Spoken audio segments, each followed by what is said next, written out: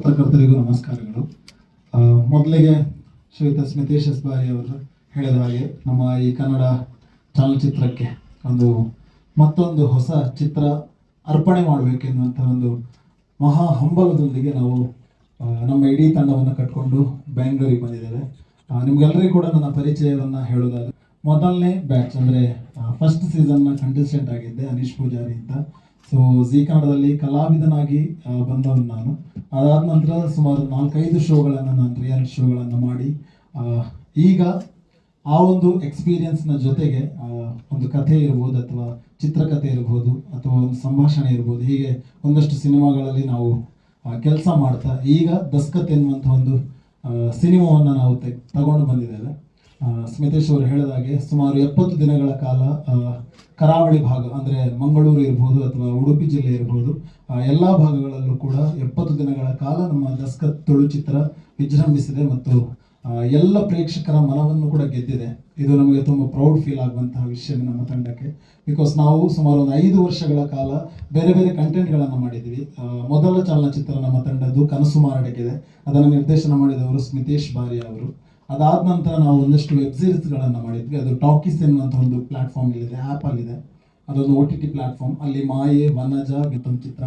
So ಈಗ ಈ ಚಿತ್ರ ತುಳುನಾಡು ಅಂದರೆ ಕರಾವಳಿ ಭಾಗದಲ್ಲಿ ವಿಜೃಂಭಿಸಿದೆ. ಅದಾದ ನಂತರ ದುಬೈ ಇರ್ಬೋದು, ಅವರ ವಿಮರ್ಶೆಯನ್ನು ಕೂಡ ನೀವು ನೋಡಿದ್ದೀರಿ ಈಗ.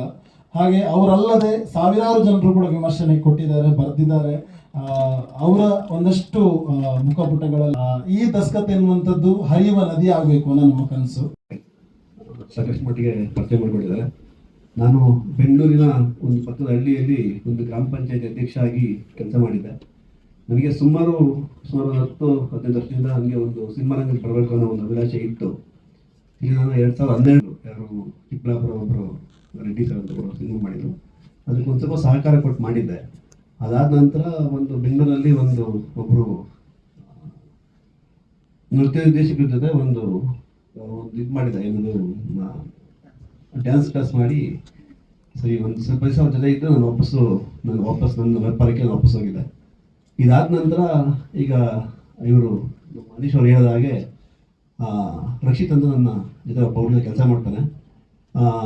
ಸ್ಟೇಟಸಲ್ಲಿ ಹಾಕಿದ್ದ ಇವರು ಸಿನಿಮಾ ಟೀಸರು. ನಾನು ಒಂದ್ಸರಿ ನೋಡಿದೆ, ನಾನು ಕೇಳಿದೆ ಯಾರೋ ಇಷ್ಟ ಪುತ್ರ ಮಾಡಿದ್ರು ಈ ಸಿನಿಮಾನ, ಒಂದ್ಸರಿ ಕಸಪ್ಪ ಅವ್ರನ್ನ ಮಾತಾಡಿಸ್ಬೇಕು ಅಂತ ಕೇಳಿದ್ರೆ ಅದು ನೋಡಿ ಆದಮೇಲೆ ನೆಕ್ಸ್ಟು ಹೋಗಿ ಆ ಸಿನಿಮಾ ನೋಡಿದೆ ಒಂದ್ಸರಿ. ನನಗೆ ನಿಜವಾಗ್ಲೂ ತುಳು ಭಾಷೆ ಬರಲ್ಲ, ಬಟ್ ಅವ್ರು ಮಾಡಿದಂಥ ಸಿನಿಮಾ ಆ ಭಾವನೆ ನನಗೆ ತುಂಬ ಅಟ್ಯಾಚ್ ಆಯಿತು. ನಾನು ಅವ್ರು ಕೇಳಿದೆ, ಯಾಕೆ ಈ ಸಿನಿಮಾ ನೀವು ಕನ್ನಡದಲ್ಲಿ ನೋಡೋಕ್ಕೆ ಮುಂಚೆ ಯಾಕೆ ಮಾಡೋದು, ಯಾಕೆ ಸಿನಿಮಾ ಮಾಡುವಾಗ ಅಂತ ಕೇಳಿದಾಗ ಒಂದು ಟ್ರೈ ಮಾಡೋಣ ಸರ್ ಅಂತ ಸ್ಮಿತೇಶ್ ಮತ್ತು ಅನೀಶ್ ಇಬ್ಬರು ಹೇಳಿದ್ರು. ಅದಾದಮೇಲೆ ನಾನು ಸಿನಿಮಾ ನೋಡ್ತಾ ಇದ್ದಂಗೆ ಅದು ಇನ್ನೊಂದ್ಸರಿ ಹೋಗಿ ನೋಡಬೇಕು ಅನಿಸ್ತು. ಹೋಗಿ ನೋಡಿದ್ವಿ. ನಿಜವಾಗ್ಲೂ ಒಂದಿಷ್ಟು ಕರಡಿಕಿತ್ತು ಅನ್ನೋಂತಹ ಸನ್ನಿವೇಶಗಳೆಲ್ಲ ತುಂಬ ಚೆನ್ನಾಗಿ ತೋರಿಸಿದ್ದಾರೆ ಇವರು.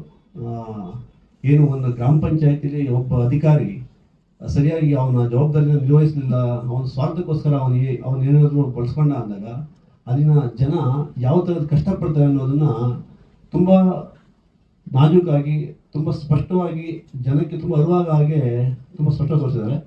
ಈಗಾಗಲೇ ಅವ್ರು ಹೇಳಿದಾಗೆ ನಾನು ಕೂಡ ಒಂದು ಹಳ್ಳಿಯಲ್ಲಿ ಹುಟ್ಟಿ ಬೆಳೆದಂಥ ವ್ಯಕ್ತಿ.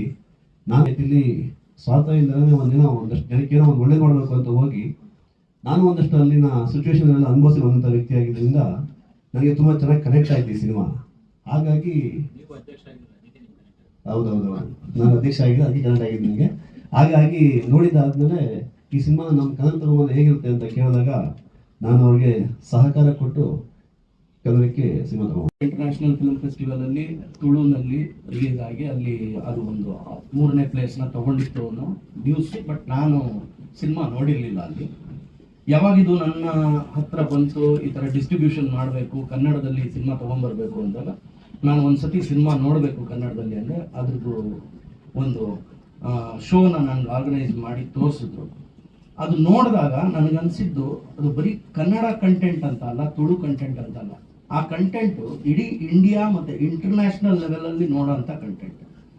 ನಮ್ಮ ಕರಾವಳಿ ಪ್ರದೇಶದ ಭಾಷೆ ಆಗಿರೋದ್ರಿಂದ ಆ ದಸ್ಕತ್ ಅನ್ನೋ ಹೆಸರಿಟ್ಟಿದ್ದಾರೆ. ಬಿಟ್ಟರೆ ಒಂದು ಹಳ್ಳಿನಲ್ಲಿ ಒಂದು ಸಹಿಗೆ ಎಷ್ಟು ಇಂಪಾರ್ಟೆನ್ಸ್ ಇದೆ ಅಂದರೆ ಆ ದಸ್ಕತ್ಗೆ ಎಷ್ಟು ಇಂಪಾರ್ಟೆನ್ಸ್ ಇದೆ, ಅದರಿಂದ ಎಷ್ಟು ಕರಪ್ಟ್ ಆಗಿರ್ತಾರೆ ಮತ್ತೆ ಜನ ಅದರಿಂದ ಎಷ್ಟು ನೋವುಗಳನ್ನ ಅನುಭವಿಸ್ತಾರೆ.